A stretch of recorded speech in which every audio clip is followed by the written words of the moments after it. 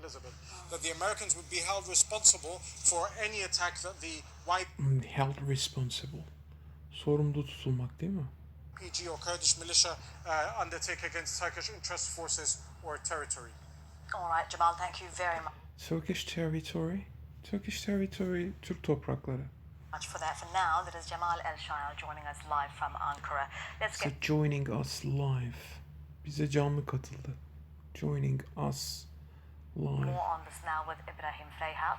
He's a conflict resolution professor at the Doha Institute for Graduate Studies. So our correspondent Jamal El-Shayal just talking us through what we often say, because it's true that this is We often say, sık sık söylüyoruz. just such a complex situation. You have the US Such a complex situation. Ne kadar karışık, ne kadar kompleks bir durum. Defense Secretary calling this the most complex, in fact, security and fighting situation he's seen in over 4 decades of dealing with fights. Why is it so important, do you think, for the US to continue It is so important. Çok önemli. supporting the Kurds in Syria? Of course, it is because they have been their strongest Supporting Kurds in Syria. Kürtleri ve Suriye'yi savunmak. ally against the Islamic State. Ally, müttefik. Against, karşı. Islamic State. Ally against Islamic State. But the Islamic State is all but defeated in Syria, and yet they are continuing their support, going against a NATO ally. Why? Thank you. Well, there are many reasons Against NATO ally.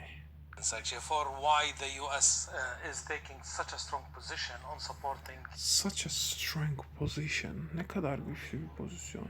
the YPG, the Kurdish militia. The main reason, actually, one is that The main reason. Ana sebep, temel sebep. we're entering the final stages of the war in Syria, and before that and after that, we will be talking actually about the post-conflict arrangements in Syria, where there are many players. Now, in order to Many players. Birçok oyuncu. secure your position in the next phase, you need to have force on the ground, troops on the ground. The United States The troops on the ground. Force on the ground. Yani sahada, zeminde birlikleriniz. Sahada birlikleriniz, güçleriniz. can't afford to have their own troops on the ground, so that's why they need